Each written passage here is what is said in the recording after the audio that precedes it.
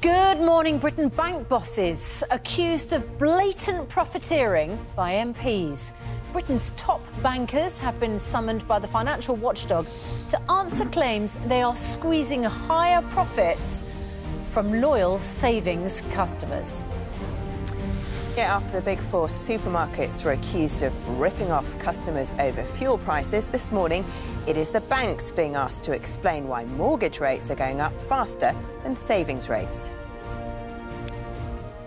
Police apologise for the failure of a community support officer to respond to calls for help as new pictures emerged of an alleged assault.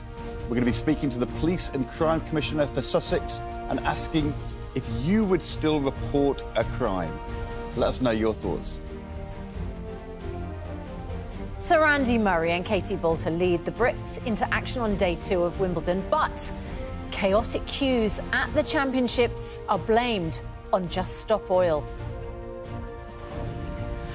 Well, new security measures have been introduced here in the wake of potential environmental protests at other large sporting events being repeated here. And the weather delays have meant that some fans have had to be turned away. And wham, bam, Richard Arnold has footage not ever seen before of Britain's favourite pop duo. We'll be seeing that later. And he started shouting something about wham, bam and all this, you know. So I just started rapping, wham, bam, I am the man. And we thought that'd be a good name for a group. A cloudy start to the day with some outbreaks of rain. Elsewhere, it is sunshine and showers. The outlook into the weekend is warming up. I'll have all the details of that. More coming up on Good Morning Britain. Tuesday, 4th of July, 2023. Live from Television Centre in London. This is Good Morning Britain with Susanna, Reid and Ed Balls.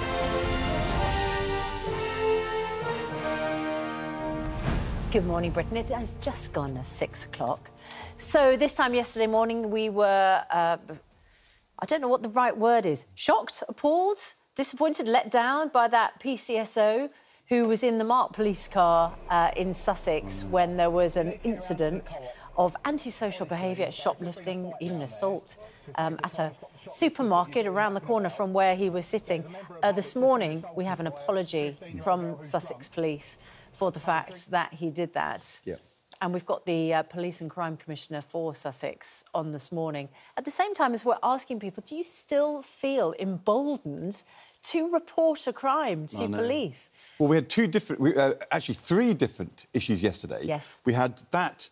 I mean, I have to say, when you see the video, it is shocking. His communication was terrible. We need to find out, was he kind of disobeying the rules, or was he actually doing what he was told as a PCSO in Sussex? We can talk to the Crime Commissioner. But then you had Sheila Hancock saying she wouldn't go to the police to report her lost rings. Because there was nowhere to go, and nowhere that those lost rings might be held. And we had the mum in Liverpool who had gone to get her daughter's boyfriend's bike back because she wasn't thinking the police would do it. That's right. 3 different stories, and it does just rather beg this question. When the government says, excluding fraud, the crime figures are down. By the way, fraud is almost half of crime these days, so slightly kind of dodgy statistic. Put that to one side. When crime is down, is that because people are deciding it's not even worth reporting a crime because nothing's going to happen? Yeah, and you know, as a police, if you're a police officer, you must be disappointed by the fact that people are even saying that.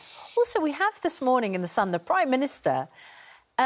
is he actually saying that we should take the law into our own hands when it comes to Just Stop Oil protesters? Because he's written on page 5 of The Sun this morning, the most memorable moment in the cricket was on the first morning when England's Johnny Bairstow coolly carried away a Just Stop Oil eco-zealot who had run onto the pitch hoping to disrupt the match. Bairstow showed us the way to act. Is he suggesting that if we're trying to get to work or to school and a Just Stop Oil protester sits down in front of the car, that we can, because, you know, if the police aren't there, that we can just go and coolly pick them up and remove them from the road? This, I think, is one of those moments when the Prime Minister, if he sees the papers this morning, will slightly wince because somebody's written an article saying that, you know, Johnny Bairstow... Did what we all should be doing. But the headline says, Johnny Bairstow, the headline in The Sun, showed us how to act. Yes. And it's actually...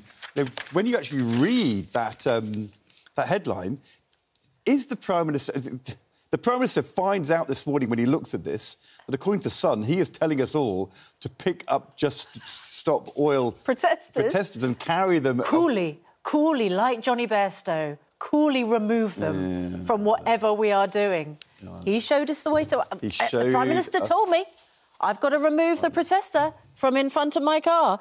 This week, the government's holding a Downing Street summit of major sporting bodies and the Home Secretary and the police to discuss further ways we can reduce the chances of people's enjoyment being ruined. Interesting message there from the Prime Minister. We had that report, was it last week, of the original founder or one of the original supporters of Just Stop Oil saying, were their protests now becoming counterproductive? And yesterday, there would have been thousands and thousands and thousands of people queuing to get into Wimbledon. That's right. Knowing they were queuing for a long time because of extra checks. And I've got to say, they'll all be thinking, Just Stop Oil. Yeah, just stopping me getting into Wimbledon. Exactly.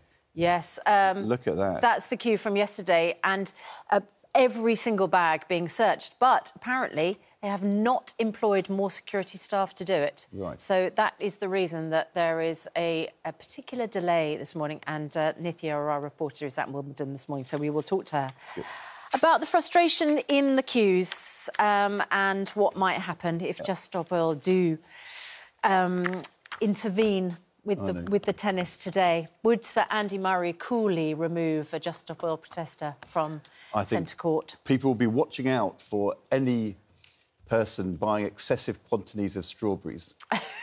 Would that be the red flag? Your bag's been checked, you've got in, and then, you know, I'll have 8 punnets of strawberries, please. Yeah. You know, I think I'd say no. 7 minutes... away, Just Stop Oil. Yes, 7 minutes past 6. Let's get up to speed with our main news this morning. Bank bosses summoned by the financial watchdog over concerns that savings rates aren't rising as fast as mortgage rates. Top bankers at HSBC, NatWest, Lloyds and Barclays are to meet the Financial Conduct Authority on Thursday amid accusations they're profiteering from rising interest rates.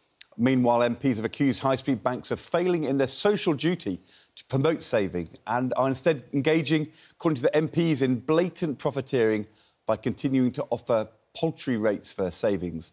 Our political correspondent Louisa James is in Downing Street. The Chancellor has said this is an issue which needs solving. Are we going to see action this week? Well, he's not the only one that thinks it's a problem. And if you just take a look at the numbers, I think they kind of tell the story themselves. After the Bank of England raised interest rates, of course, to deal with inflation, the average for a fixed-rate mortgage went up to around 6.5%, whereas the average for an easy access savings account is around 2.5%. Now, a committee of MPs has called that blatant profiteering and has written to the bosses of the banks to tell them so. And the expert on this, Martin Lewis, agrees. He told us on GMB that it is absolutely outrageous. He also said this is not accidental. It is actually the bank's deliberate policy to make money from mortgage holders.